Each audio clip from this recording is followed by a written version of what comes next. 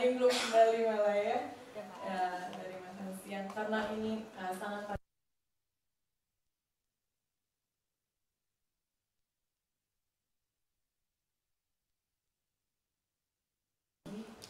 kita langsung saja. Sudah siap ya dokternya? Kita langsung saja dengarkan materi kesehatan haji yang akan disampaikan oleh Dr. Endro Basuki. Beliau domisili di Yogyakarta ya dok ya? Masya Allah, ini tetangga ya? Ada orang Jogja. Baik, kepada Dr. Endro Basuki kami persilakan. Terima kasih. Assalamualaikum warahmatullahi wabarakatuh. Terima kasih sekali saya mendapat kehormatan dan kebahagiaan untuk bisa bersama-sama dengan untuk melakukan ibadah yang sudah kita harap-harapkan seperti itu. Jadi saya Dr. Endro, yang saya ahli bedah saraf, ya. Bedah saraf, dan mudah-mudahan saya sudah cukup senior ya. Bolehlah berdiri di sini untuk memberikan gambaran-gambaran mengenai apa yang harus kita lakukan dan kita persiapkan untuk melakukan suatu ibadah yang baik. Ya, ini di samping saya Dr. Taufik ya. Dr. Taufik ini pembimbing yang sesungguhnya ya. Saya juga menjadi pembimbing, tapi saya dibimbing oleh Dr. Taufik. Ya, dan beliau juga alhamdulillah sudah pernah berjuang di Gaza ya, ini yang kita harus kita apresiasi benar-benar. Selain itu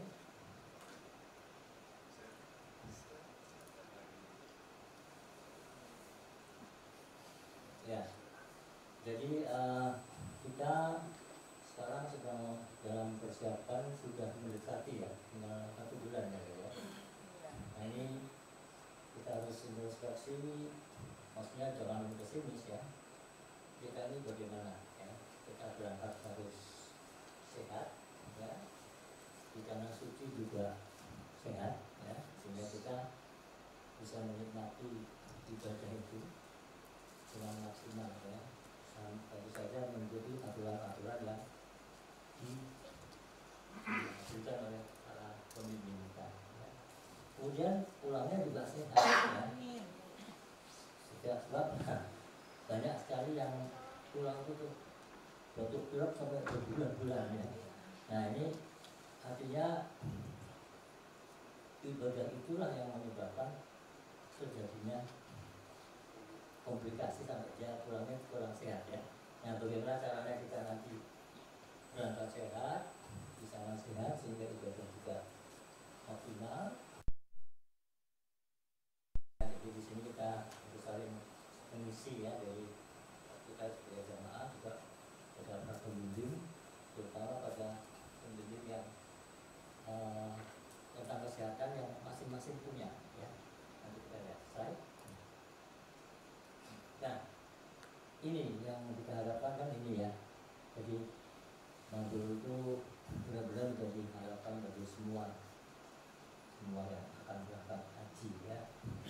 Apapun jenisnya, yang penting kita mandul, semua rukun-rukunnya kita jalankan dan optimal ya. Yang tahu tentang optimal nanti pembimbing mengenai kerohaniannya, jadi nanti akan disambung sampai ke topik slide. Nah jadi kenapa kita harus berhaji, itu karena kita ini ya, karena kita harus bertakwa. Takwa ini yang rukun yang Islam yang kelima adalah berhaji. Dan kalau kita berangkat dengan ketakwaan ini, ya udah, mungkin tidak ada hambatan ya, tidak ada hambatan. Kita bertakwa, bekal takwa inilah bekal yang paling utama, sehingga apa-apa yang kita lakukan itu enggak berat ya, enggak sambil bersungguh-sungguh ya. Nanti saya sampaikan apa akibat kalau kita bersungguh-sungguh itu ya. Saya cuma dulu tapi akibatnya luar biasa untuk tubuh kita ya. Right? Jadi bekal yang kita bawa adalah takwa ya. Saya kira kita semua sedang dalam mengisi ketakwaan dari tahapan-tahapan kehidupan kita ya. Bukan berarti yang tua itu lebih takwa, begitu. Ketakwaan itu muncul dari pengabdian kita pada Allah, sehingga makin dalam. Kadang-kadang yang senior-senior itu mulainya sudah senior juga mau takwanya ya. Tapi kalau yang saya lihat ini adik-adik yang muda-muda sudah terpanggil luar biasa ya, takwanya sudah mulai sekarang ya. Insya Allah ya, jauh lebih takwa dari kami ya, yang sudah senior ya. Itu ya, jadi kalau kita takwa, apa-apa yang kita lakukan itu sangat menjadi sangat enteng ya. Nah ini bekal lain adalah keperluan sehari-hari ya, untuk pakaian ya. Kira-kira kita berapa hari ya? 24 hari ya, kemungkinan sampai kembali ke tempat masing-masing ya. Apa yang kira-kira menurut kita semua pakaian yang cukup krusial? Apa? Pakaian itu harus sesuai dengan kondisi ya. Kondisi di sana itu apa? Ya, kalau kita kebetulan di hotel atau di tenda yang ada AC-nya ya tidak masalah pakai baju yang kurang menyerap keringat, tidak apa-apa. Tapi kalau begitu kita nanti keluar ya, itu kita harus pakai baju-baju yang nanti sesuai dengan kondisi di sana ya. Kalau perlu pakai kopi nanti ya. Dan sekarang yang saya katakan juga tentang pakaian dalam ya. Pakaian dalam saya kira mungkin ya lebih sering kita harus ganti ya. Kita kemajuan zaman itu ada yang disposable ya. Itu saya lihat kecil sekali ya. Itu sudah ada 6 apa 10 ya, tergantung dari baratnya. Bawa aja itu juga ya. Jadi setiap kali misalnya kita nggak sempat buang air kecil terus ada kecipratan, kita buang, tinggal masukkan di dalam tas kecil kan sudah bisa ya. Ini untuk yang putra, juga yang putus saya kira ada ya Bu ya, ada ya, semuanya sudah praktis ya. Peralatan mandi ya, saya kira nggak usah yang terlalu besar-besar, nanti kecil praktis. Nah kemudian ini makan dan minum ya. Alhamdulillah dari haji ke sini sudah disiapkan ya oleh panitia ya. Dan itu insya Allah selera-selera yang berangkat itu akan dipenuhi insya Allah. Mungkin agak sedikit beda, mungkin juru masaknya di sana mungkin bukan orang Padang ya. Jadi kalau bikin masakan Padang kurang seret ya, tapi nggak apa-apa ya, mungkin sudah masakan Indonesia ya Mas David ya, insya Allah gitu ya.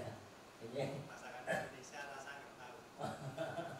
agak pesimis tapi tetap masakan Indonesia ya. Jadi yang agak kaget sama masakan misalnya India dan sebagainya itu nggak masalah. Jadi kita insya Allah masakan Indonesia ya. Juga minum ya. Minum ini insya Allah nanti selalu akan kita ingatkan tentang minum ya, karena cairan tubuh kita tuh banyak sekali yang memerlukan untuk diganti ya. Jangan dikira kalau kita tidak berkeringat itu cairan itu tidak keluar, tetap keluar ya. Transpirasi dari kulit ya itu selalu keluar, apalagi kalau di sana hawanya lain ya, sangat menyerap cairan kita harus minum. Dan alhamdulillah yang menurut ceritanya juga nih, saya juga belum pernah kesana. Itu jam-jam tuh di mana-mana ada ya, dan itu gratis ya. Dan kalau kita yakin bahwa air jam-jam itu juga bukan air sembarangan, insya Allah membuat kita makin sehat. Tapi kalau yang biasa olahraga terus mengkonsumsi cairan atau minuman yang ada elektrolitnya ya, sebab kalau misalnya tidak pakai itu dia kram ya, Yang ragu-ragu bawa lah minuman yang beralkohol, ya atau penutup ya. Kalau mau yang segar-segar ya pakai es ya. Tapi es itu bukan tidak boleh, tapi jangan berlebihan juga ya. Baik, ya kemudian insya Allah yang makan minum sudah masalah ya. Kemudian uang ya. Uang saya kira kemajuan zaman sekarang mungkin kita nggak bawa uang pun asal HP kita lancar ya. Kita punya tulis, punya kartu-kartu ya, di sana juga sudah begitu modern ya Pak ya. Tapi tetap kita siapkan misalnya dolar Amerika, kemudian real Saudi, rupiah, mungkin di sana masih itu 5 rupiah ya. Masih ya. Ya, jadi saya kira harga rupiah selalu akan bisa diseimbangkan dengan rupiah, kalau bisa kita pakai ya. Ini kartu kredit, ATM ya. Sekarang banyak sekali yang pakai di sini pakai QRIS, saya pakai juga. Ada ya. Ya, jadi saya kira nggak masalah ya, nggak masalah, tapi tetap berbekal uang cash ya untuk kenyamanan kalau ada apa-apa. Nah ini ya tugas yang berat ini ya, penyakit ya. Penyakit. Ada penyakit yang selalu harus dibawa, ya, nggak bisa ditinggal, ya. Apa misalnya? Betul, asma. Apalagi? Sakit pinggang. Kalau bisa ditinggal, insya Allah baik. Tapi yang paling sering adalah asma, hipertensi, ya, gula. Nah, kalau ada yang punya hipertensi ya, gula juga dibawa tapi dikendalikan sebenarnya ya. Tapi dia bisa kita bereskan sebelumnya. Ditinggal ya sebelum berangkat, walaupun kita sudah divaksinasi dan sebagainya, ada penyakit-penyakit yang harus kita tinggal, misalnya sakit gigi ya, terus beberapa minggu lagi kita masih 1 bulan ya, atau sakit perut kanan bawah ya, itu jangan didiamkan ya, lapor pada dokter, dok saya kok perut kanan bawah sakit, pasti akan dikasih solusi yang terbaik. Bilang juga saya nanti tanggal sekian harus mau berangkat insya Allah berangkat haji ya. Bisa periksa USG, ini khusus dulu. Ya. Kira-kira kalau dianjurkan diambil, kita setuju nggak? Nah, ini yang saya sudah itu. Setuju nggak? Nggak setuju. Nggak tahu lah, nggak kasih tahu. Ya, jadi khusus buntu itu bukan penyakit yang berbahaya. Kamu tidak terlambat, ini Pak Dokter tidak. Saya dulu juga waktu belajar dasar untuk operasi khusus buntu ya. Tapi kalau terlambat, ya, apalagi dalam perjalanan, rumah tangga itu pecah,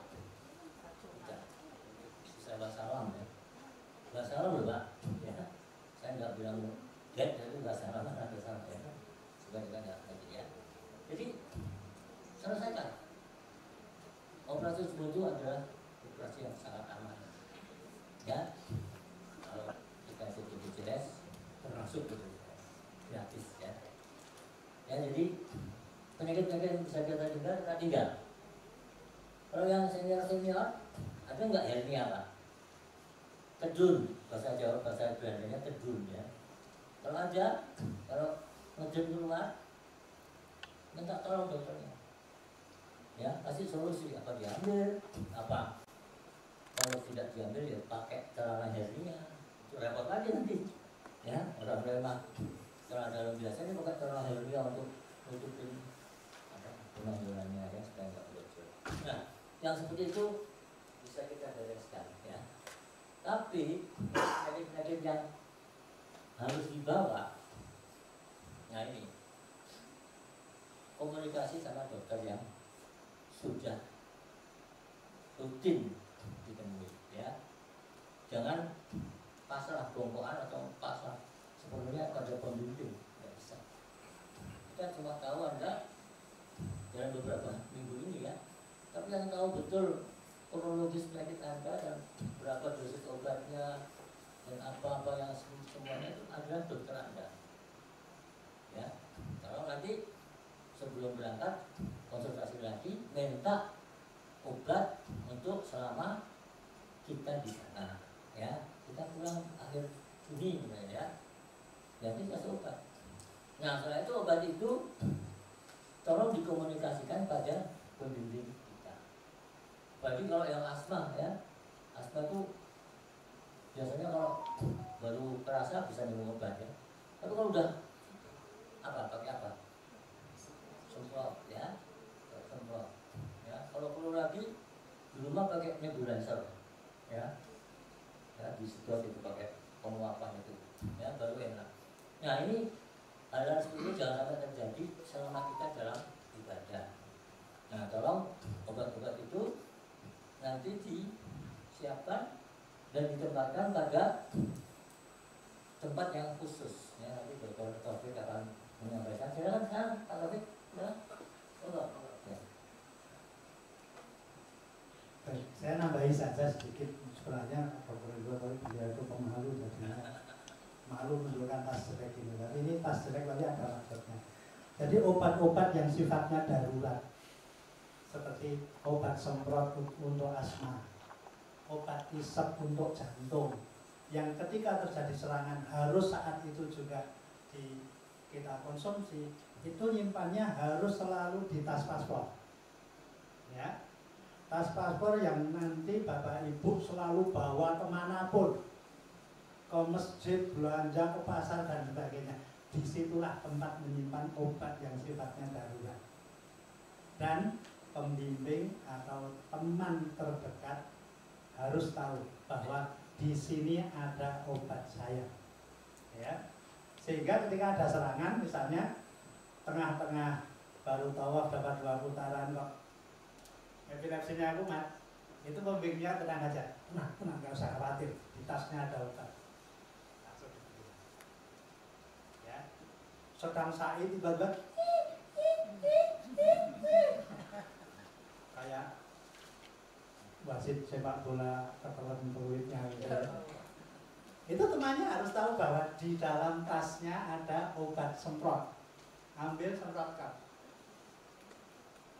Jadi tidak boleh nyimpannya ketika ditanya, ada obat, ada di mana? Di koper, di kamar. Tidak bisa. Ya, jadi sekali lagi, obat pusing, obat mencret, simpan di koper di dalam kamar, tidak masalah. Obat jantung, obat asma, obat kejang, nyimpannya adalah di tas paspor dan selalu di bawah. Saya kira itu yang perlu saya tambahkan. Nah, terima kasih Dr. Indra sudah ngasih kerjaan saya. Ya, dan satu lagi yang sudah disampaikan tadi, tapi mungkin harus saya jelaskan lagi, itu untuk jantung. Ya, bukan berarti orang yang sakit jantung nggak boleh naik haji. Sekarang sudah cukup aman ya. Ada obat yang taruh di bawah lidah ya. Ya, nggak usah di jalan, taruh situ asal dia encer karena lidah berefek. Ya, dan kalau ada yang memang sudah terdiagnosa jantungnya kurang baik, ya, minum pengencer ya, itu juga harus disampaikan, ya, karena takutnya tersumbat kan jantungnya, jadi selalu minum pengencer itu harus disampaikan, sehingga pembimbingnya dia tahu, ya, apa-apa yang tidak boleh dilakukan, ya. Tapi yang penting, paling penting sekali adalah komunikasi, ya, jadi Anda punya pendamping misalnya suami itu ya alhamdulillah ya. Tapi kalau enggak ada kawan karib, terus ada pembimbing, itu juga diberitahu semuanya. Ya sehingga tadi Dr. Taufik tidak sampai harus cari di koper dan sebagainya ya, sudah telat. Ya. Nah, contoh kalau ada yang sakit jantung, sering-seringlah untuk batuk. Ya. Tarik nafas. Akan membuat pembuluh darah kita tuh otomatis melebar ya. Jadi bukan kok terus pakai batuknya jadi batuk sakit betul, enggak, ini cuma untuk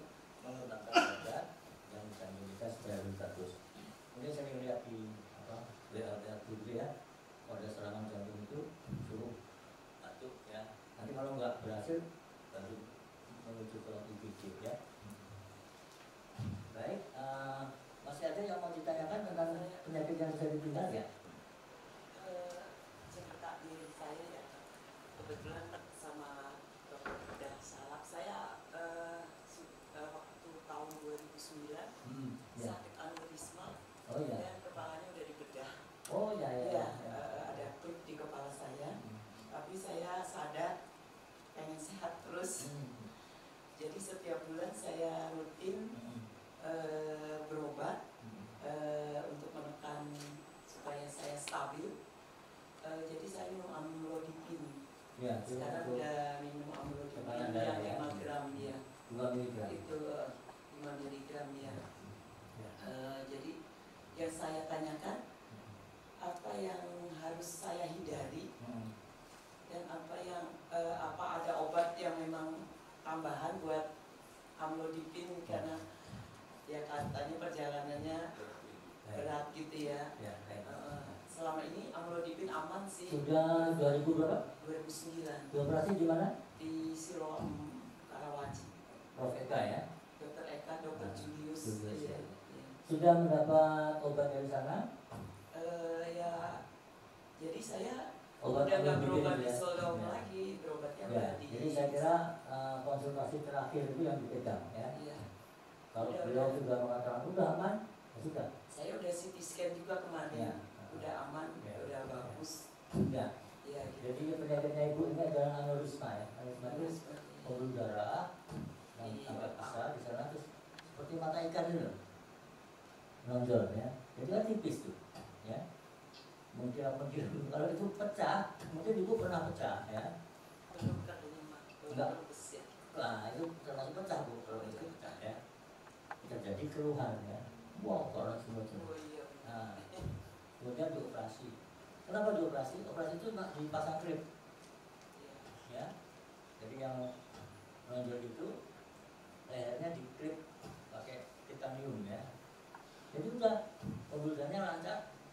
Nah ini klipnya ini yang tetap ditinggal di situ, ya. Jadi sekarang pada prinsip seperti ini ibu itu sudah aman untuk aneurisma itu untuk pecah lagi. Justru operasi itu supaya tidak pecah lagi. Tapi ya tekanan darah tinggi kalau ibu punya jangan sampai berlebihan. Ya karena biar bagaimana ya tidak seperti pembuluh darah yang normal. Ya kalau tensinya naik turun, nah penembus nanti bisa juga. Ya. Apalagi kalau masarnya belum jagoan, jadi Prof Eka sudah termasuk yang topnya di Indonesia ya. Jadi saya kira terima kasih Bu, itu sudah melaporkan itu dan alhamdulillah Ibu ini sama sekali tidak kelihatan ada cacatnya. Ya, itu alhamdulillah Bu. Sedikit yang bisa berhasil seperti itu ya. Itu termasuk yang baik. Alhamdulillah kita doakan Ibu supaya tetap sehat. Ada lagi? Mungkin? Ya kalau enggak nanti sambil jalan ya. Kalau silakan Pak, mari Pak. Ya. Yang dari Jogja ya Pak? Iya, betul. Terima kasih. Ini Pak Dokter, ini saya sudah lama, mungkin sudah 10-an tahun sakit pinggang. Pinggang itu kalau sakit kita nggak bisa gerak. Katanya apa orang kejepit, saraf kejepit yang katanya. Setelah Ketemu siapa di Jogja Pak? Ya, Ketemu dokter siapa di Jogja? belum pernah berubah. Nah ini baru katanya ya. Katanya orang Ya. ya. Jadi kata kuncinya adalah katanya. Tapi Tapi katanya saya Bapak yang sakit paling benar. beneran. Betul Ya, ya. saya sakit beneran. Udah ada puluhan tahun. Kemudian saya olahraga yang rutin, Apa? Biar saya tahu. ya mohon maaf, fitness. Ya, nggak apa, itu bagus. Dengan tarif, Ya. tapi semampunya. Ya. Alhamdulillah dengan itu Sudah tahun berapa Pak kejadiannya Pak? ya Sudah berapa tahun kejadiannya? tahun 97 Cukup. Udah. ya. Sekarang Bapak masih suka sakit? Nah, setelah saya merasakan itu fitness ringan itu, sampai sekarang alhamdulillah sudah nggak pernah kambuh ya. Hanya kalau bangun tidur pagi terasa kaku ya, tapi kalau sudah beraktivitas sudah olahraga gitu hilang. Bapak umur berapa? 66 tahun. Oke, cukup ya Pak? Ya, terima Saya kasih. sudah bisa menerima semuanya. Ya. Satu, itu namanya low back pain dari mulut bawah. Ya, Bapak tidak cerita bahwa sakitnya menjalar ke kaki, enggak ya? Tidak. Artinya bukan saraf kejepit. Ya, walaupun belum di MRI, saya sudah pastikan Bapak bukan saraf kejepit. Apalagi sekarang sudah hilang. Kalau saraf kejepit bagaimana bisa hilang jepitannya kalau nggak dibetulkan? Ya, alhamdulillah ya Pak ya. Satu. Kalau sekarang Bapak bangun tidur masih pegel, kaku, ya, setelah itu baru enak setelah bergerak. Itu proses-proses menuju si generasi ada tua, ya. 66 Pak. Saya sudah mengalami itu waktu saya umur 66. Ya, saya sekarang berapa? Berapa Dok? Kok masih muda kelihatannya? Atau Viva? Saya 27 ya. Ya, saya juga sudah mulai terasa seperti itu Pak ya. Jadi begitu bangun ya, sudah. Tapi ada obatnya nggak? Ya kalau obatnya cuma gerak kenapa harus obat? Ya Pak? Ya enggak? Kecuali Bapak bangun aja nggak bisa. Ya. Nah, itu kan. Memang gitu. Tapi sekarang begitu bangun gerak itu udah enak kan? Ya itu obatnya itu. Iya. Jangan membiasakan kita obat-obatan ya. Apapun itu kita jadi siklus juga nggak baik. Ya. Saya juga sekarang sedang terganggu kaki kiri ya. Tapi sedang proses baik juga. Baik Pak, terima kasih sekali. Ya, kalau ada yang punya gejala sekitar itu, saya kira sudah kita bisa tahu ya. Siap Bapak obatnya apa? Yang paling cocok kalau sakit? Olahraga. Kalau masih bisa gerak itu sembuh ya itu olahraga. Tapi kalau pas sakit banget dulu kalau apa? Saya apa ya?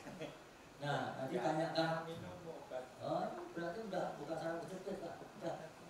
Jangan mikir yang aneh-aneh ya Pak. Jangan baca-baca yang terlalu banyak ya. Tanya sama saya aja. Saya kasih semangat. Ya, tapi kira-kira banyak apa? Ya coba ya Pak, kalau cuma gerak aja udah sembuh. Oh, kalau konstan, kalau sakit, Ya. ya itu kan kalau salah gerak, ototnya kejepit itu, otot kejepit, bukan kejepit. Kalau salah kejepit nggak bisa Pak, harus dioperasi. Ya. Baik, kita lanjutkan ya. Nah ini ya, tadi sudah sampaikan ya. Udah ya, sudah semua udah. Oke, lanjut. Nah ini masalah kesehatan ya.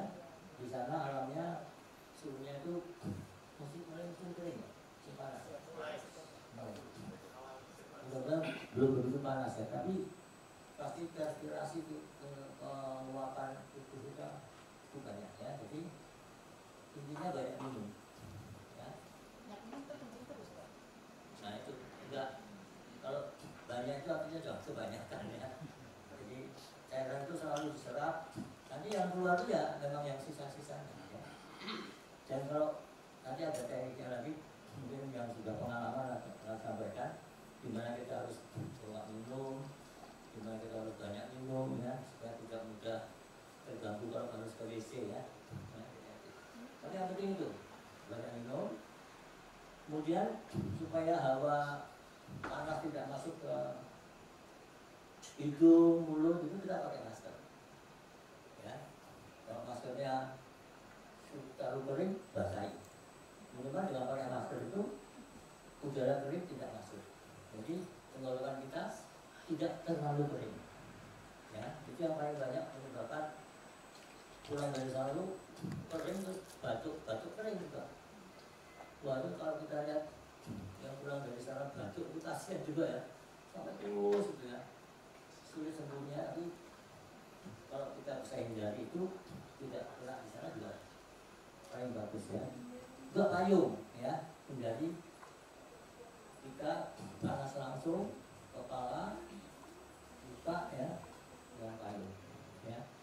Mungkin ada yang punya kebiasaan pakai handuk ya di leher, silakan, itu yang membuat kita makin nyaman, silakan ya. Atau saya selalu pakai handuk kecil ya, ini ya, jadi begitu dingin atau panas ya, kalau ada air saya kasih air ya, jadi segar ya, jadi tidak mengganggu siapa-siapa ya, tidak mengganggu kita juga dalam berpakaian ya. Oke, jadi alam bisa kita atasi ya, asal kita tahu kegiatan kita dan tempat kita melakukan kegiatan itu ya. Saya sendiri belum tahu yang paling parah itu gimana nanti dengan Pak akan menambahkan ya. Kemudian aktivitasnya ya, ini yang penting juga ya. Kita kan aktivitas fisik yang kita bahas di sini. Kalau aktivitas medisnya ibadah ya, ibadah itu monggo, ada yang sembahyang, ada yang tidur ya, monggo ya, sejauh kita tahu kapan ibadah itu yang, kan ada ibadah yang pahalanya besar karena tempatnya ya, ada ibadah yang pahalanya besar sekali karena waktunya ya, ada lagi yang lebih hebat karena tempat dan waktunya yang tepat. Nah ini nanti pembimbing kita akan memberikan saat-saat itu di mana sehingga kita siapkan ya, kita siapkan saat itu walaupun cuma setengah hari tapi bisa maksimal ya, walaupun nggak diam sembahyang dikit, tapi kalau kita nggak siap karena saat-saat sebelumnya tuh sibuknya ya, menyebabkan kita ngantuk, lelah ya, itu saat-saat yang tepat waktu dan tepat tempat ya, itu jadi tidak optimal, kan sayang sekali ya. Baik, jadi makan yang bersih saya kira sudah tidak usah kita bahas lagi karena pasti disiapkan oleh panitia, tapi kita nambah ya. Kalau saudara-saudara sekarang ini biasa konsumsi buah ya, dan selama ini yakin bahwa buah itu membuat Anda sehat ya, entah ada yang pisang, ada yang apel ya, ada yang alpukat ya, kan gampang-gampangnya bisa di sana ada anggur ya, itu semua silakan diteruskan ya, diteruskan, bawalah itu pada saat-saat kita ibadah juga ya, kita dikit agak ngantuk nih apel, silakan dulu minum ya, silakan dulu anggur ya. Di sana buah-buah itu tidak terbatas ya, banyak sekali ya, banyak sekali ya. Jadi saya kira itu. Kemudian satu hal lagi, nah ini kita tidak mengharapkan ada penularan penyakit ya. Kita sendiri insya Allah sudah dibekali oleh imunisasi lah ya, ya influenza, meningitis, ya apapun yang sudah kita siapkan. Mudah-mudahan di sana kita jangan kena penyakit oleh orang-orang yang di sana. Kita kan tidak tahu orang dari Mesir, dari mana, Afrika ya. Saat kita bersama-sama itu berdesakan, mana bisa kita menghindar ya. Nah kita paling tidak kita tetap pakai masker ya, menghindari untuk yang terlalu rapat ya. Kalau nggak begitu penting ya tidak usah itu. Tapi kalau itu wajib, kita cuma punya waktunya waktu itu ya, ada ya bismillah ya, tapi pakai masker ya. Ini lagi pakai apa, pakai handuk ya, tidak panas ya bagiannya ya. Langsung terus. Nah ini pengalaman dari para pembimbing. Keluar kamar minum dulu, masuk masjid minum ya, semua minum ya, karena alhamdulillah sekarang apa WC itu dimana-mana ada ya, tidak kesulitan ya, dari untuk kuras itu ya. Yang penting Nah ini mungkin Mas Taufik ya, kembali ke meta, karena saya belum tahu persis ya, sebagai dokter tuh kalau ngomong tuh harus kompeten Pak ya. Kalau saya untuk hari ini saya baru baca beberapa puluh kali tapi belum kompeten ya, karena belum pernah mengalami ya. Makanya Mas Taufik silakan Mas Taufik, ini yang tadi saya sampaikan waktu dan tempat yang tepat ya. Baik, puncak ibadah haji kita nanti insya Allah akan kita mulai ketika tanggal 8 Dzulhijjah. Bapak Ibu akan dapat instruksi kenakan kain ihram kembali ya. Sesudah nanti ditransit, mudah-mudahan transit kita dekat ya, atau bahkan satu hotel, baik atau ya. Jadi sekali lagi tanggal 8 Dzulhijjah Bapak Ibu akan dapat instruksi kenakan kembali pakaian ihram ya. Sesudah waktu datang kan kita pakai ihram, melaksanakan umroh, selesai ya, terus pakai baju biasa. Nah tanggal 8 Dzulhijjah kita akan melaksanakan rangkaian ritual haji, yaitu di Mina, Arafah, Musdalifah, dan Mina. Mulai tanggal 8 Dzulhijjah. Maka tanggal 8 Dzulhijjah kenakan ihram. Bagi yang melaksanakan tarwiyah akan menginap di Mina tanggal 8 ya. Nah apa yang harus kita lakukan? Di sana perbanyak ibadah, tetapi perbanyak istirahat. Oleh karena itu tanggal 8 siang monggo mau baca 5 juz silakan. Tetapi malamnya kita anjurkan jam 10, jam setengah 11 paling lambat semua harus istirahat tidur. Aduh saya kurang 2 juz, menyelesaikan 2 juz, lupakan yang 2 juz, tidur ya. Kalau belum bisa tidur, belum ngantuk, baca talbiyah. Labbaik Allahumma labbaik, kemana ajak ngobrol labbaik Allahumma labbaik, sampai panjenengan tertidur, tidur. Kemudian subuh akan dibangunkan karena akan berangkat menuju ke Arafah. Sampai di Arafah apa yang harus kita lakukan? Tanggal 9 Dzulhijjah pagi acaranya adalah istirahat dan kalau bisa tidur. Wajib plus mahal-mahal cuma suruh tidur. Justru kita haji plus bayarnya mahal, jangan sampai haji kita sia-sia. Karena kata Rasulullah, al-hajju Arafah. Haji itu ya Arafah, dan Arafah akan kita mulai wukuf pada waktu zuhur. Makanya mulai zuhur sampai maghrib tidak boleh ada yang ngantuk, tidak ada yang kelelahan. Caranya gimana? Sesudah tadi malam tidur, maka pagi kalau bisa tidur. Kalaupun tidak bisa tidur, maka beristirahatlah di tenda. Tidak ada yang keluar tenda kecuali untuk ke kamar kecil atau ambil makan dan minum. Jangan tergoda teman atau saudara yang datang, itu Jabal Rahmah kelihatan, terus diajak ke Jabal Rahmah. Saya katakan hukumnya itu dalam tanda kutip haram. Galak banget saya. Jangan cari dalil tentang itu haram. Ini haram dalam tanda kutip. Artinya dari sisi kesehatan jangan pernah itu dilakukan. Urusan Jabal Rahmah nanti di kesempatan lain. Jangan korbankan wukuf sesudah zuhur nanti. Ya, jadi sekali lagi puncak ibadah kita adalah wukuf mulai maghrib mulai zuhur sampai maghrib. Sebelumnya istirahat tidur. Kemudian sekitar jam 11 biasanya nanti teman-teman akan diingatkan dan dibangunkan oleh para pembimbing. Bapak Ibu dimohon yang belum berwudu, yang mau ke toilet silahkan ke toilet dan sebagainya. Kemudian dokter akan mengingatkan, jangan lupa semua jamaah siapkan air minum. Jadi ketika wukuf di depan jamaah harus ada air minum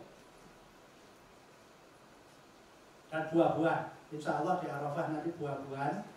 Di Mekah tidak ada pohon buah, tetapi buah-buahan apa saja ada. Ya. Teman-teman yang sudah pernah umrah pasti tahu itu.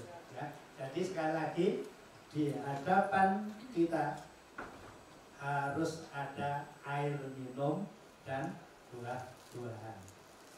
Kemudian waktu zuhur datang, maka akan dilaksanakan rangkaian ibadah wukuf. Dimulai dengan khutbah wukuf, kemudian azan, iqamah, sholat zuhur dua rakaat, qomat lagi, sholat asar 2 rakaat, baru kemudian kita membaca zikir dan doa wukuf. Mulai zuhur sampai maghrib, dan itulah ibadah kita. Jadi jangan sampai ada yang baru 2 jam sudah angop, orang Jawa kita. Kalau cuma angop nggak apa-apa, angop terus minum jadi seger lagi. Tapi kalau udah terus kemudian ayah-ayah temannya labbaik Allahumma labbaik, astagfirullahaladzim, ya Allah, mudah-mudahan. Sayang, wukuf itu belum tentu akan panjenengan sempat ulangi lagi tahun depan atau tahun-tahun selanjutnya. Belum tentu ada kesempatan wukuf lagi. Datang ke Arafah kapan saja bisa. Tetapi Arafah selain tanggal 9 Dzulhijjah itu tidak ada bedanya dengan Monas. Ya. Sekali lagi, Arafah selain tanggal 9 Dzulhijjah pada waktu wukuf itu derajatnya sama dengan Monas. Tidak ada keistimewaan apa-apa. Tetapi Arafah tanggal 9 Dzulhijjah itu adalah puncak ibadah haji kita. Allah Maha Pengampun, dan kata Rasulullah, sebanyak-banyak ampunan akan diberikan oleh Allah ketika wukuf di Arafah, zuhur sampai maghrib. Allah akan kabulkan semua doa tamu-tamunya, dan sebanyak-banyak doa akan dikabulkan ketika doa itu dilaksanakan di Arafah pada saat wukuf 9 Dzulhijjah. Makanya jangan korbankan zuhur maghrib 9 Dzulhijjah dengan apapun, apalagi sekedar foto-foto jalan ke Jabal Rahmah. Kalau kebetulan kalau di tempat kami itu, kalau saya ngawal, saya agak jaraknya gini. Kalau tanggal 9 Dzulhijjah jam 10 ada ibu-ibu datang, "Dok, suami saya hilang." Jawab saya adalah, "Syukurin." "Dok, suami saya hilang." "Iya, syukurin." Saya kan udah bilang tanggal 9 Dzulhijjah pagi itu ada di dalam tenda kecuali ke toilet dan makan. "Kok bapak hilang?" "Tadi dihampiri adiknya, katanya mau ke Jabal Rahmah, tapi sampai sekarang belum datang." "Ya udah, nanti habis maghrib saya cari." "Loh, kok habis maghrib?" "Iya, saya dulu sampai maghrib mau wukuf saya. Saya nggak akan mengurusi orang hilang. Orang hilang dia aja hilang. Nanti kalau balik ya alhamdulillah, kalau enggak habis maghrib nyarinya." Galak saya. Kenapa gitu? Karena kalau nggak gitu, wukuf kita eman-eman. Ya, itu sekali lagi, ketika pelaksanaan wukuf, semua jamaah menghadap air minum dan harus diminum, bukan hanya dilihat, bukan hanya niatkan, tetapi harus minum. Jangan sampai selesai wukuf, Bapak Ibu jadi dehidrasi. Saya kira tambahan saya itu sekali lagi, tanggal 8, tanggal 9 itu puncak ibadah kita. Kemudian akan kita lanjutkan sampai tanggal 13 di Mina. Untuk mengatasi kekeringan atau dehidrasi, caranya sama. Kalau di wukuf kita harus dapat minuman. Nanti waktu lempar jumroh, insya Allah tenda Bapak Ibu dengan tenda grup yang satunya lagi, Pak Madani, insya Allah tidak jauh. Ya, kelihatannya sih sekitar 700 meter sampai 1.000. Jadi nggak jauh, dekat sekali. Tetapi tidak ada tawar-menawar. Ketika berangkat melempar jumroh, itu wajib hukumnya setiap jamaah bawa air minum minimal 1 botol. Ya, jus buah boleh, air putih boleh, silahkan. Tetapi semua harus bawa. Dan ketika pulang, botol harus kosong. Jangan hanya dibawa, tetapi harus diminum. Kenapa harus seperti itu? Karena kalau telat, itu nanti urusannya jadi panjang. Ya, sebenarnya badan kita ini adalah perlengkapan listrik yang luar biasa komplitnya. Setiap kelainan akan ada alarm. Ya, cairan. Begitu kita kurang cairan, alarm akan nyala, lampu kuning. Tweet, tweet, tweet, wujudnya apa? Haus. Bibirnya kering. Itu artinya itu alarm kita menyala. Kalau kemudian kita cukupi cairan, minum, cukup cairan, maka alarm akan berhenti.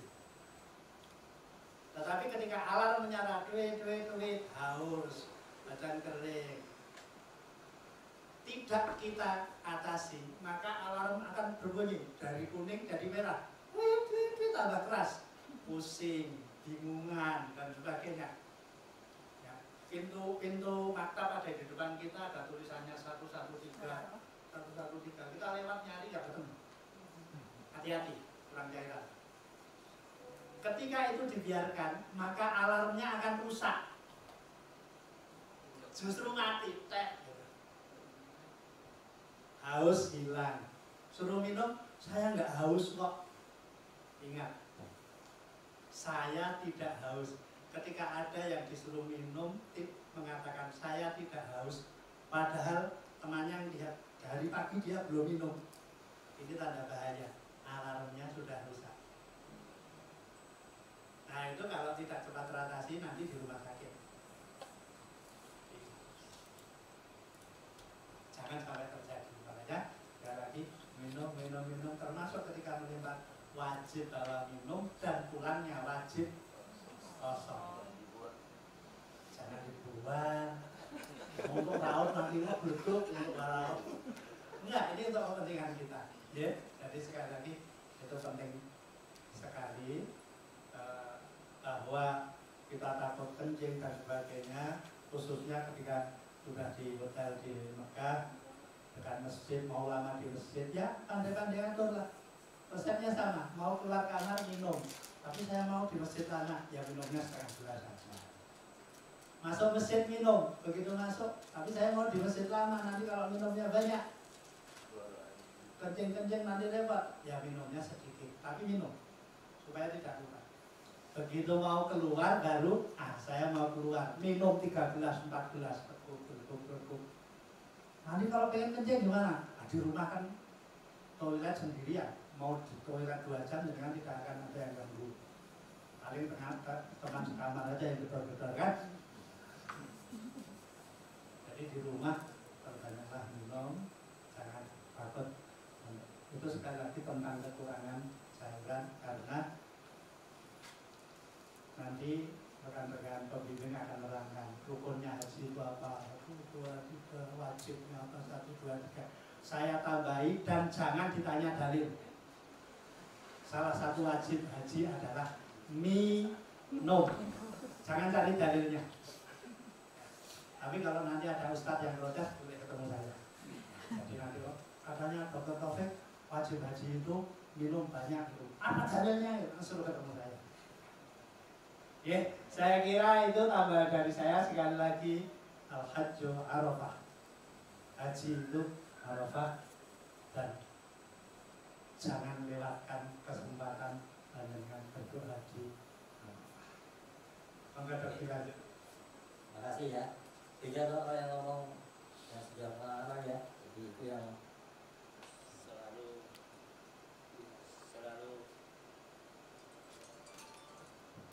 selalu saya berikan untuk profesi ya.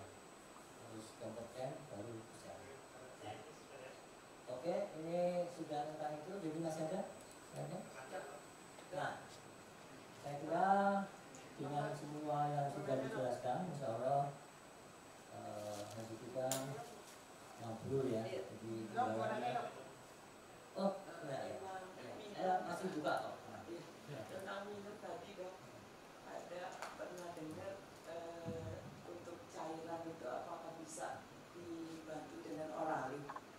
itu tadi saya bilang kalau oralit itu kan ada unsur elektrolitnya, itu natrium, kalium, ya, untuk supaya tidak kekurangan, ya. Pada kita waktu dehidrasi itu nanti kalau di rumah sakit kita sudah seperti dehidrasi itu seperti shock, ya, hipovolemik itu tekanan darahnya drop, harus diinfus. Pertama kali yang dimasukkan adalah elektrolit itu. Seperti kalau kita muntah darah, ya. Kenapa dibuat oralit? Yaitu supaya selain cairannya masuk, ya, juga ada unsur-unsurnya elektrolitnya itu. Itu kalau kurang, Bu, itu lemesnya nggak keluar, ya. Walaupun tekanan darahnya sudah naik, tapi kalau elektrolitnya kurang karena tidak minum oralit itu, ya, tetap lemes sekali, ya. Jadi kalau Ibu sudah biasa, misalnya kalau diare bawa elektrolit minum, bawa aja, ya. Ya, maaf, Dok, apakah setiap saya bawa minum misalnya ditambahin oralit apa boleh, atau kalau kita butuh aja baru dipakai oralit? Ya, saya kira kalau butuh aja, Bu. Ya, ya, ya. Kecuali kalau yang tadi, ya, misalnya nggak biasa olahraga, kalau habis keringetan gitu, sering kram, ya, itu juga salah satu tanda kekurangan elektrolit.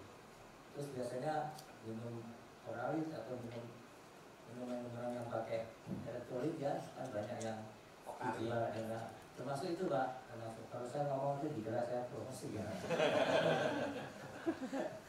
Baik, ya, Bu, ya, saya kira bismillah, minum apapun, ya, air putih, oleh jus, ya, jus yang bikin sehat, jus jambu atau mangga atau, ya, nanti di situ semua ada vitamin sama elektrolitnya. Nah, yang saya pakai lagi, kalau dari saudara-saudaraku semua ini sudah biasa minum vitamin, ya, mungkin karena dia kerjanya pagi sampai malam, ya, kalau nggak minum enervonsel rasanya lemes, ya, minum aja, ya. Walaupun di sana nanti kegiatannya beda sama kalau kerja di sini, ya. Di sana kita nggak terlalu berat sekali fisiknya, ya, dibanding kalau yang kerja apa, ya, kalau di sini ada yang kerja sampai pagi sampai malam, ya, untuk dapat dari uang kan kadang-kadang wafat sampai malam, ya. Jadi kami juga kalau perlu operasi jam 1 malam, jam 3, ya. Itu juga selain istirahat, kita juga harus punya apa, ya, daya tahan yang baik dengan minum air sama minum vitamin, ya. Saya kira nanti dari tim kesehatan akan ada bawa obat-obatan sama vitamin, dan nanti kalau para jamaah ada keluhan-keluhan yang hanya karena kekurangan vitamin, pasti akan diberi, ya. Tapi kalau yang sudah biasa minum, nggak usah di stop, ya. Silakan, Bu, silakan. Kalau obat kolesterol itu apa ya, Dok? Mau tanya, obat kolesterol itu apa ya? Nah, Ibu, Ini bapaknya kolesterol. ya, Kemarin Bapak tuh berobat sampai di mana? di dokter keluarga. Terus kemarin di lab dari itu kabupaten, biasanya kan komplit kalau yang dari kabupaten itu. Ya. Bapaknya ini kolesterolnya 247 ya. Ya, ya. Pokoknya tinggi, Dok. Tertinggi. Ya, jadi saya sebenarnya bukan ahli penyakit dalam, ya, Ya, tapi ya. saya tahu kalau kolesterol segitu, ya, bisa mengganggu, bisa tidak. Iya. Nah, sekarang Bapak terganggu nggak? Ada keluhan Ya nggak? terganggu sedikit-sedikit lah. Enggak, Ibu yang bicara Bapak. Enggak kayak manusia sekarang. Ada keluhannya, Pak, keluhannya? Bisa ada keluar. Nah, Tekanan yang tinggi, lalu ya, bisa ini, ya. pindah lagi. Betul. Ini, ya, salah satu yang menyebabkan orang pada stres. Kadang-kadang berita di WA, di medsos, ya, tentang orang ini segini tinggi, ya. Terus periksa, ya, kebetulan tinggi, tapi tidak ada keluhan, ya. Terus termasa malah berlebihan, ya. Tapi itu semua adalah termasuk ada COVID alarm, ya, ada alarm laboratorium, ada alarm tubuh, ya. Ini semua harus disesuaikan dengan ilmunya, Pak, ya. Kalau alarm laboratorium sudah ada, artinya Kalau itu ilmunya betul, sebentar lagi alam bersyukur tahu sebelum bumi yang alam tubuh ya.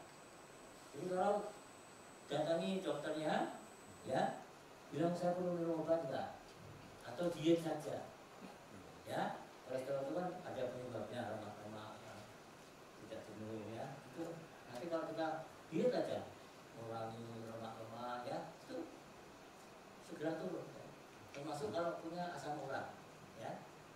Asam urat itu juga kalau 7 atau 8 udah tutupan bakal dijual besar ya. Ternyata enggak. Yang penting klinisnya bagaimana ya, ada enggak alarm tubuh itu ya. Jangan sampai juga sampai ada yang namanya topus itu asam urat sampai dijual besar di kaki ya, jangan bisa pakai sepatu, harus dioperasi ya. Nah yang seperti itu kalau ada yang punya dari sini dulu ya, karena nanti di sana akan repot ya. Saya kira itu ya. Mudah-mudahan apa yang kita bahas siang ini bermanfaat ya. Saya tambahkan sedikit ya. Jadi untuk keluhan-keluhan Bapak Ibu, bawalah obat yang biasa dipakai. Misal saya kalau batuk pilek pakai Neoset, bawalah Neoset ya, bawalah Neoset. Travel mungkin akan bawa obat juga, tapi tidak selalu Neoset. Nah kadang-kadang kita itu kalau batuk pilek biasa pakai Neoset, kebetulan nggak ada, dikasih Intonal nggak sembuh, padahal isinya sama. Iya, saya kalau pusing pakai Paramek, kasih Butrek nggak sembuh, padahal isinya sama persis juga. Makanya bawalah obat sesuai yang biasa dipakai ya, bahwa nanti kebetulan habis, travel biasanya akan membawa. Saya nggak tahu Sahara nanti biasanya bawa nggak? Biasanya bawa pasti ya. Nah yang dibawa oleh tim Sahara tidak selalu seperti yang biasa Bapak Ibu pakai kan. Jadi makanya bawa untuk keperluan sendiri, baru kalau terpaksa nanti minta ya. Kemudian yang kedua yang sering ada masalah, kebetulan ini mudah-mudah semua ya, masalah perhaitan. Sudah diterangkan belum? Perhaitan. Belum. Saya tuh kebetulan kalau di travel sering dapat gelar Menpora. Bukan Menteri Pemuda dan Olahraga, tapi selalu tanya Menpora. Menpora. Jadi gelar saya Menpora. Saya cuma ingatkan saja. Pada dasarnya sebenarnya haji itu tidak dilarang haid. Jadi haji boleh haid. Sedang haid juga boleh. Ya. Yang tidak boleh dilakukan oleh mereka yang sedang haid hanya tawaf dan sholat. Ya. Jadi sekali lagi, wukuf sedang haid no problem. Lempar jumroh sedang haid no problem. Tetapi ketika harus tawaf sedang haid harus tunggu sampai bersih. Nah, tawaf yang waktunya sangat terbatas itu adalah tawaf ifadah.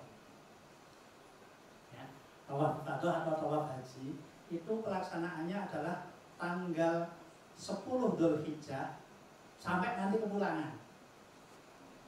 Sampai nanti kepulangan.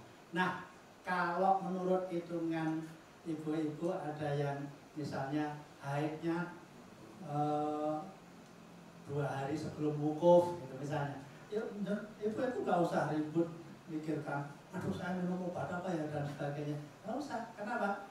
Karena kalau tanggal 6 haid tambah 7 kan tanggal 13 sudah harus bersih kan, ibu bisa laksanakan tawaf ifadah sesudah bersih. Dan ibu-ibu masih di Mekah, jadi nggak usah khawatir gitu. Karena kalau nggak salah ya, ibu-ibu akan ada di Mekah sampai kira-kira 7 hari sesudah hari-hari Mina, harinya sampai tanggal 20-an gitu. Jadi sebenarnya ini program yang paling aman, karena kalaupun haid tidak masalah. Tetapi kadang-kadang ada yang hitungannya itu, wah iman sayang di Masjidil Haram, masa nggak bisa sholat di masjid gara-gara haid, sehingga ibu-ibu pengen menunda haid supaya bisa terus sholat di Masjidil Haram, di Masjid Nabawi dan sebagainya. Kalau seperti itu, bismillah, monggo silahkan. Caranya gimana? Dengan konsultasi ke dokter kebidanan lenganan ibu. Dok, saya mau berangkat haji tanggal 29. Saya pengen sampai pulang tidak haid. Caranya gimana? Ya, ini penting sekali lagi, konsultasikan dengan dokter kebidanan. Kalau misalnya nanti dokter kebidanan, oh gini, ini resepnya, nah laksanakan. Hanya yang perlu diingat, obat hormon untuk penunda haid ini, karena namanya obat hormon, dia perputarannya harus adil. Artinya kalau minum obat jangan sampai kelupaan, karena kalau kelupaan, waduh, banjir. Ya, itu dari Muslim. Makanya sekali minum harus lakukan dengan tertib, bahkan jamnya kalau bisa jangan bazar-bazar. Ya, alarmnya diputar. Kalau sehari 1 kali, misalnya jam 8 malam, ya jam 8 diputar, begitu tirit gitu, ambil obat. Jangan sampai kelewatan. Ya, karena obat hormon begitu kelewatan sehari, maka bendungannya akan. Ya, itu berkaitan tentang penundaan haid. Tapi satu hal, jangan khawatir tentang haid, karena pertama, haji boleh sambil haid. Yang tidak boleh hanya melaksanakan tawaf dan sholat. Dan waktunya yang mepet, perlu perhatian khusus adalah tawaf ifadah. Selain itu, insya Allah kira-kira gitu ya. Oh, malah ada lagi. Oke, maka Pak. Tanda-tanda dehidrasi yang jelas itu awal-awalnya itu apa? Oke, yang satunya lagi tadi? Jadi kalau saya banyak dikasih obat dari dokter, pertanyaan saya apakah harus ada surat keterangan dari dokter bahwa ini obat-obat dari dokter, terus ada tanda tangan dokternya nggak? Baik, ada 2 pertanyaan, bagus semua, bagus sekali. Saya langsung jawab aja ya dok, benda rapung. Tanda-tanda dehidrasi itu apa? Alarm pertama itu adalah ngelak. Besok ngelak tapi haus. Ketika bapak haus itu artinya badan kita teriak, minum dong gitu. Nah, turuti, jangan ditahan. Jadi ketika badan kita teriak haus gitu, cukuplah. Itu tanda awal bahwa kita mulai membutuhkan cairan. Ketika itu berlanjut, nanti akan ada tanda-tanda lagi. Misalnya jadi kering, pada bibirnya terutama kering. Terus pusing. Kalau sudah lebih lanjut lagi, demam. Bisa, ada itu sudah lanjut nanti. Ya. Terus ada lagi nanti bingungan. Tadi sudah saya contohkan gitu. Kalian di loh ya. Kalian di depannya terus saja nyari ke tempat lain. Padahal tanyanya di depan itu persis. Nah, kalau ada teman seperti itu, ingat dehidrasi. Ya. Ceritanya gitu. Itu tanda-tanda awal dari awal sampai nanti. Kalau sudah berat sekali, shock tadi diterangkan dokter Indro, nggak ada urusannya kecuali diinfus. Karena kalau hanya minum, kalau sudah shock terlambat nggak bisa. Ya. Dan itu jangan sampai terjadi dengan kita. Ya, baik. Kemudian obat, saya bawa obat banyak banget. Gimana dok? Bawa saja, tidak apa-apa. Untuk keperluan pribadi, ibu-ibu boleh bawa, bapak ibu boleh bawa obat, termasuk agak banyak, nggak apa-apa. Syukur-syukur ada resep. Tapi ingat, insya Allah nanti tidak ada pemeriksaan khusus gitu ya. Kalaupun ada, biasanya juga tidak masalah.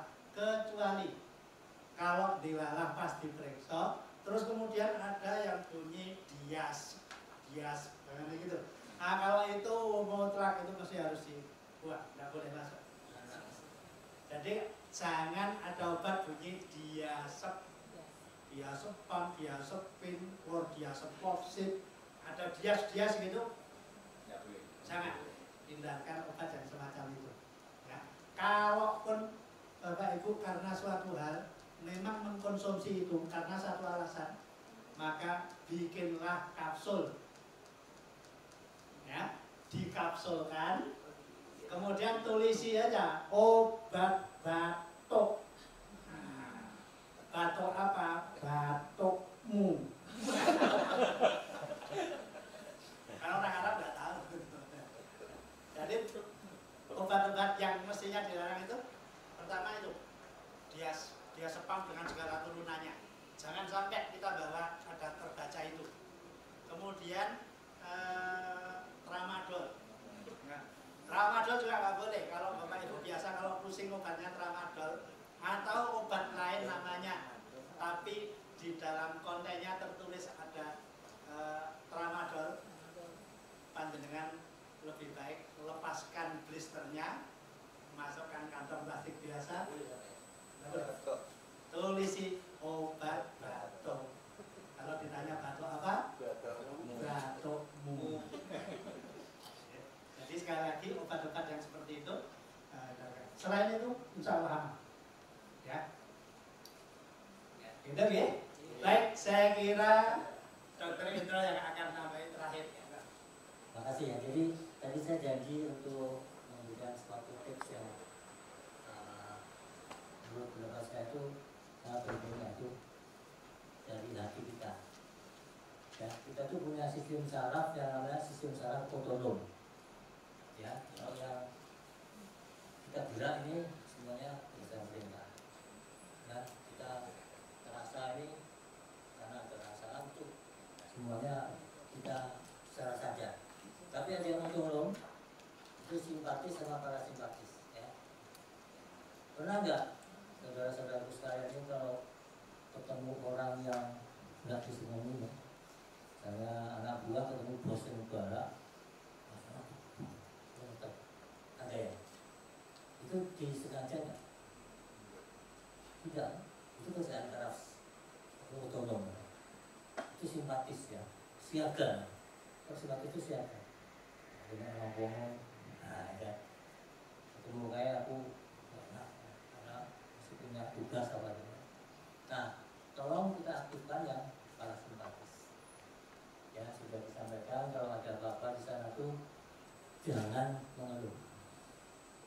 Ya kalau kita tidak mengeluh itu, wah jantung kita tuh ya berdenyut dengan efektif. Ya pembuluh darah terus enggak menggerak. Ya. Itu semua kerjaan-kerjaan yang berlawanan dengan reaksi siaga. Ya kalau kita tidur, wah parasimpatis terus bangun seger ya. Saya kira itu yang saya sampaikan, mudah-mudahan kita semua bisa berangkat sehat, di sana sehat, ibadah nyaman, maksimal ya, tercapai semua, mabrur, pulang tetap sehat. Ya, terima kasih apa yang saya sampaikan, mudah-mudahan bermanfaat buat semuanya. Kalau ada kesalahan, saya mohon maaf. Kalau sudah tidak ada yang perlu kita bahas, saya mohon pamit. Matur nuwun semua. Assalamualaikum warahmatullahi wabarakatuh. Waalaikumsalam warahmatullahi wabarakatuh. Alex.